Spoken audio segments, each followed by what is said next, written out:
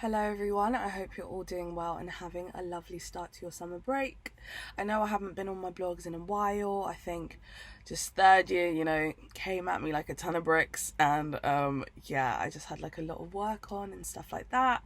But I'm back. I thought I'd just check in on you guys and talk to you guys a bit about the dreaded dissertation. Yes, the project that everyone looks forward to at the end of their uni career. So I'm just going to tell you a bit about my personal experience with my dissertation. Obviously every department will be different. A lot of the things that I'm going to say are specific to the liberal arts department because that is where I was based. So let's get into it.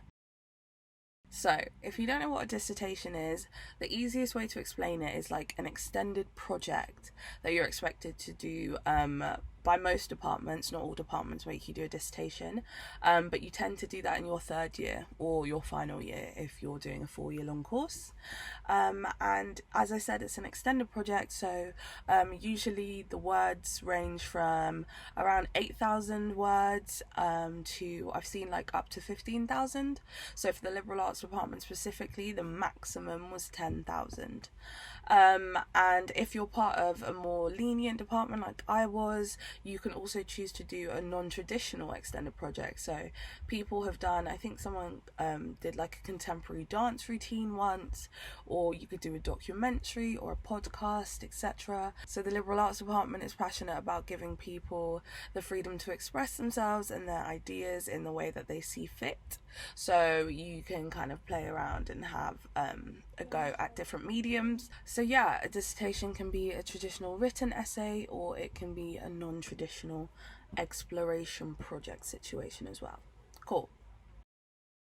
So throughout my uni degree, I definitely did not do a project that was as large as 10,000 words. I mean, I did a lot of, I think my biggest one was like 3,500 words. Like I did a lot of those, but I don't think I ever did anything that was over that amount of words in one specific essay.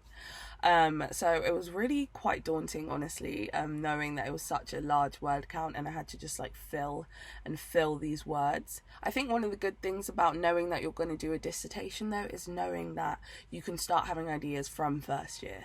Like as soon as you get in there, as soon as you're picking out your modules and you're seeing which modules that you like or which disciplines that you're not really interested in, you can start to kind of pick out ideas and think, oh, would I potentially want to like delve deeper into this in a more extended project at the end of my uni experience. So I definitely recommend trying to have ideas kind of throughout your uni experience, because if you just try and come up with like an idea on the spot like in the middle of last year, it might be a bit harder because you might not have tailored your modules that you picked towards that specific subject matter. So you might not have ideas already or know like scholars in the particular departments that you're looking for. So try and have like a little idea. I'm not saying that you need to know the entire title obviously in first year, like that doesn't make sense, but if you at least know the kind of fields and maybe just kind of like the kind of readings that you expect to be doing when you get to that point, that would be really good. In the same breath, I'd say that it's really good to like vocalize those ideas as well. So obviously everyone has a personal tutor. For me, my personal tutor also happened to be my dissertation supervisor in final year, so it's so good to like bounce ideas off of them because they can help you pick your modules and be like, oh, you want to explore that? I've heard that this module links to that, or these are some scholars I know are relevant to that field, so maybe you can get a bit of a head start reading wise, because it can be quite intense reading wise and trying to do all of that in third year whilst also having your regular modules as well. So the earlier you can start on that, the better, I think. But then again, you don't want to do too much initial reading, and I think that was one of the major issues that I came across. I was actually surprised, like I started reasonably early like reading because I'm quite a procrastinator, but I was like, no, I'm not going to do that this time, and I started like early autumn getting readings out, and just trying to like develop my ideas a bit more.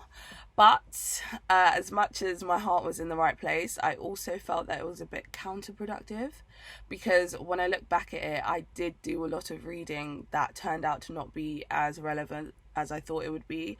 Like a lot of the reading I did at the beginning, I can't even remember what I read do you know what I mean? Like, it just wasn't really doing much for me, especially because I was reading and I wasn't really writing anything down. And that is such a big trap that you can find yourselves in. Like, my dissertation supervisor, Gavin, bless him, he'd always be like, just start writing. And I'd be like, I'm so scared, I don't know what to write. Like, the words just aren't coming out of my mouth. Like, I don't know. So I just keep reading, thinking that all of a sudden I'd have all these ideas and I'd be able to write like immediately, and that is just sadly not the case. So I really do stand behind that statement of just get something on the page, and even if it's wrong, you can come back and get rid of it. You know, you're going to do tens of redrafts of your final dissertation, but it's so important to actually start writing, because if not, you'll get stuck in that cycle like I did of just reading and then forgetting what you've read, and then not knowing what to write about, and then just going on too many tangents. So yeah, I'd say always remember, as good as it is to read, you need to also be writing at the same time. I'd also say, obviously, this is a huge project, like I've said. I feel like a little bit of a hypocrite because I definitely didn't do this and it did like bite me in the bum. But I'd say if you could try and make like a schedule and like have deadlines to have a certain number of words like throughout your weeks. This is great because you can talk to your dissertation supervisor and they can help you actually like make a calendar and be like, by this date I want to have this many words, and then by this date I want to have this many words, because it's so fast how it can just creep up on you. Like, you're going throughout the entirety of the year and you don't really realize because you have all your regular modules to do as well, and then all of a sudden your dissertation's due tomorrow and you're just sitting there like, well, I don't really know what to do. So I definitely say try and plan it ahead. When you actually get to the end of it, you're like, amazing, like I actually have words, I'm not rushing, I can take time to actually genuinely read and look back at this and redraft, rather than just being like, I need to get the word count out the way immediately. And that's kind of like the sort of situation that I found myself in at some points. But then again, I'm super lucky because it's so important to communicate with your dissertation supervisor. So mine was super understanding. It's so important that you just don't suffer in silence. If you think, I'm not going to make this deadline, or I really don't know what to write, or I'm struggling with this reading and I don't know which direction to go in, just email them, just, you know, Teams calls, Zoom calls, like you can literally, hopefully it will actually be in person by then, have a meeting with them. I think you're entitled to up to 12 meetings with your dissertation supervisor. Forgive me if I'm wrong.